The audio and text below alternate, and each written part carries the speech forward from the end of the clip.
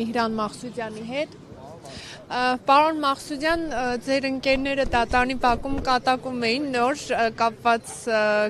գրավի փոփոխման հետ, ասում էին Պուտիովկան որտեղ են բաժանում, բայց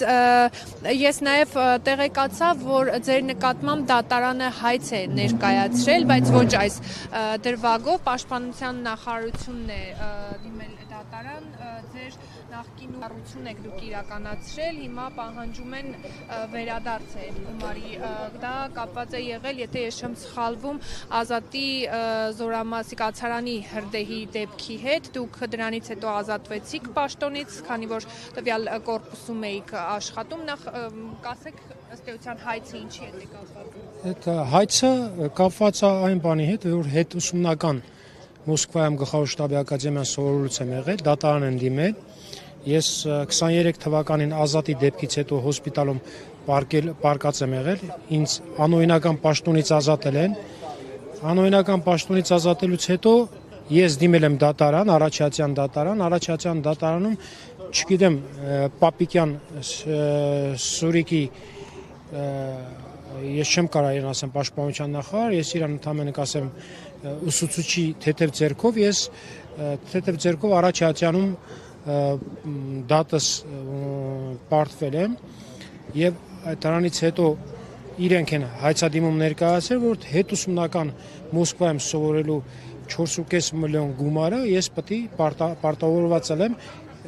հետ վճարեմ պետությանը։ Զարմանալին նա է, որ իրենք ինձ ազատելով պաշտոնից հիմա փորձում են այդ գումարը ինձանից հետ գանձեն։ Բայց ես իրենց դիմել եմ, որ ես այդքան պետությանը պարտավորվածություն ունեմ եւ չեմ կարող այդ գումարը վճարեմ եւ պատրաստ եմ շահունակեմ։ Ու այդքանից հետո ինձ ծառայությունից հեռացրել են, սենց այսպես ասեմ, կադրերի վարչության պետ կա, մի հատ չեղած կադրերի վարչության պետ կա, որ սահմանում մի օր չի ծառայել, դա Ստեփանյան հրաշքն է, որ այս վերջում 5 հոգի գեներալ Գիրանցի հողերը հանձնելով ինքն էլ արժանացավ գեներալի այդ անարժան կոչմանը, որ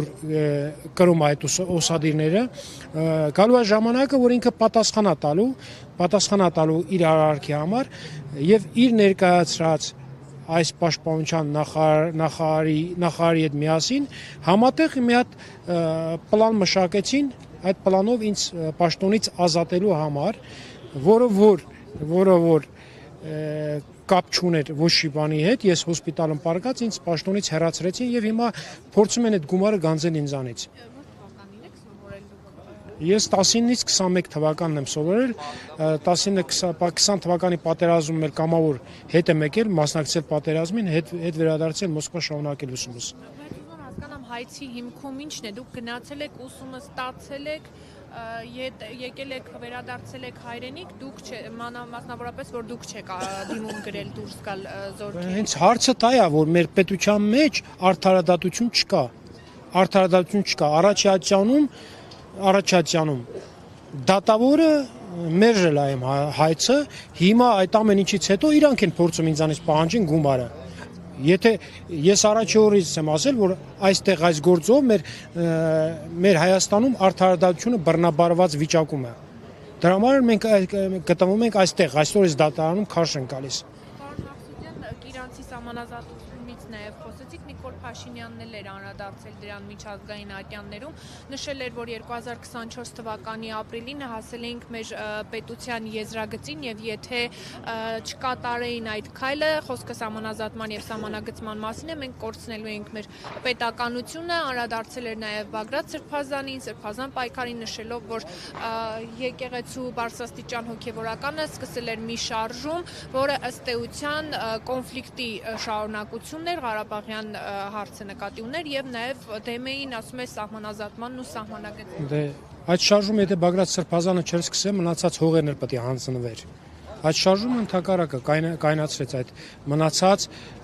Վերին Ոսկեպար, Սոֆուլու, Բախուդարու եւ մնացած Տիգրանաշեն գյուղերի հանձնումը, թեպետ ընտրությունից հետո կհանձնվի, ոնց պլանավորել են իրենք, այդպես է շարունակվելու է։ Իսկ Սրբազան շարժումը սկսվեց, հենց կայնացրեց այդ ամեն ինչը։ Գիրանցի հողերը հանձնվեցին, հանձնվեցին, այն ինչ որ ասում են 60 հեկտար հող, որ մնացել է հակառակորդի կողմ Կիրանցիները միջի հիմա չեն կարող մշակեն, դա փաստ է, դա իրականություն է։ Իսկ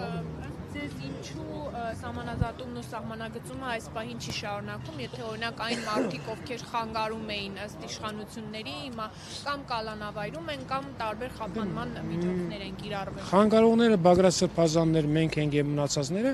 մենք այսօր գտնվում ենք դատարանում։ Եվ ով ասում, որ սահմանազատումը կայացրել են։ Մնացած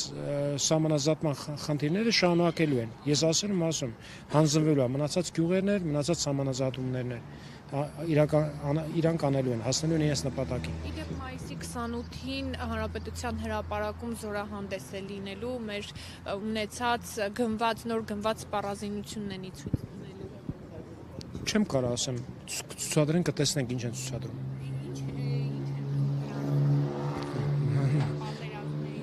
Չէ, ոչ, փորձում են նախընտրական ինչ որ քարոզությամբ զբաղվեն ժողովրդին, ասեն, որ մենք ուժեղ ենք։ Ցուցադրեն, մենք ինքներս կտեսնենք ինչ են ուզում ցուցադրեն։ 24 նոյեմբերի հարգելի հետևորդներ